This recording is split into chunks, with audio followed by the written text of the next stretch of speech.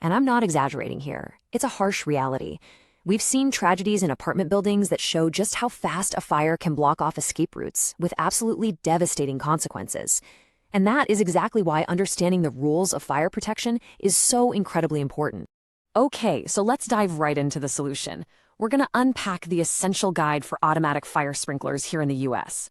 I want you to think of it as the ultimate blueprint for safety, a set of instructions designed not just to protect buildings, but to save lives. Here's what we've got on tap. We'll start with the powerful why behind all these rules.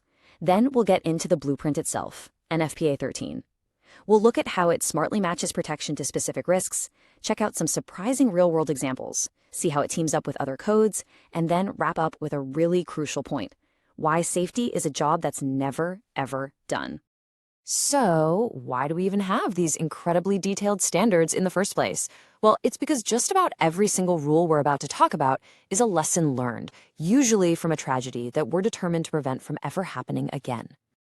This right here is the heart of the matter. The numbers don't lie. Having a properly working sprinkler system just dramatically increases your chances of survival.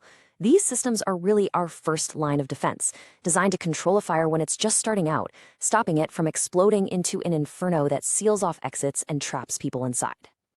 So, if the problem is an uncontrolled fire, let's talk about the engineered solution.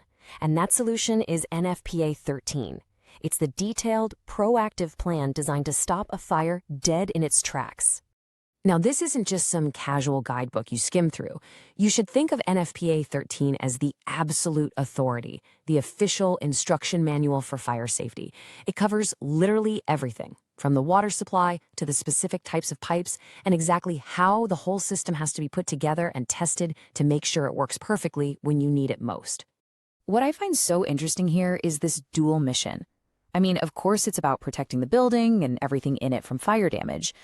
But by doing that, by controlling the fire, it becomes this critical tool for life safety. The whole standard is built on this super solid foundation of engineering principles and countless fire tests, all to make sure every single piece of the puzzle works together flawlessly. And this brings us to a really crucial idea. A fire sprinkler system isn't a one-size-fits-all kind of thing. The core logic of the standard is all about tailoring the protection to the specific fire hazard that's actually in that space. Just take a look at this chart. It really breaks it down. A building gets classified based on what's inside, what engineers call the fuel load. So an office or a school, that's a light hazard because the stuff inside won't burn as intensely as, say, the contents of a manufacturing plant. That's an extra hazard. The design of the sprinkler system, how much water it uses, the type of sprinklers, is tied directly to that classification. It's a completely tailored approach to safety. And that leads to two totally different ways of thinking about protection. For most places, the goal is what's called fire control. You can think of it like containing a campfire, right? Keeping it manageable, boxing it in. But for really high-challenge environments, like a warehouse stacked to the ceiling with goods, you need fire suppression. That's when you bring out the big guns. These are special, high-volume sprinklers designed to aggressively attack the fire and just knock it down fast, sometimes even putting it out completely. Okay, so let's pull this out of the world of theory and into practice. How do these super detailed rules actually show up in the buildings we walk through every single day? Here is a perfect, simple example of the code's logic. You might think a tiny little closet could be skipped, right? Wrong.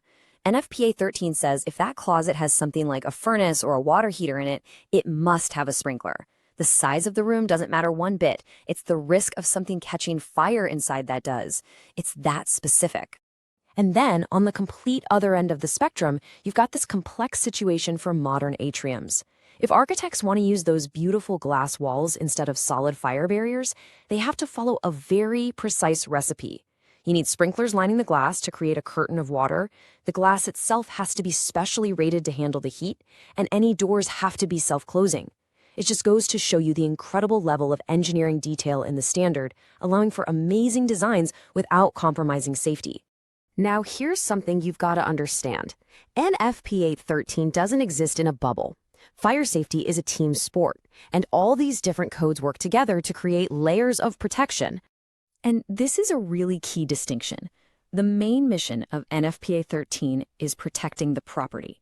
But then you have NFPA 101, the Life Safety Code, and its focus is all about protecting the people.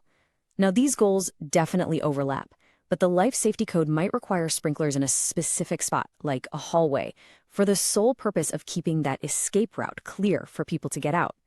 The two codes really complement each other to create total building safety.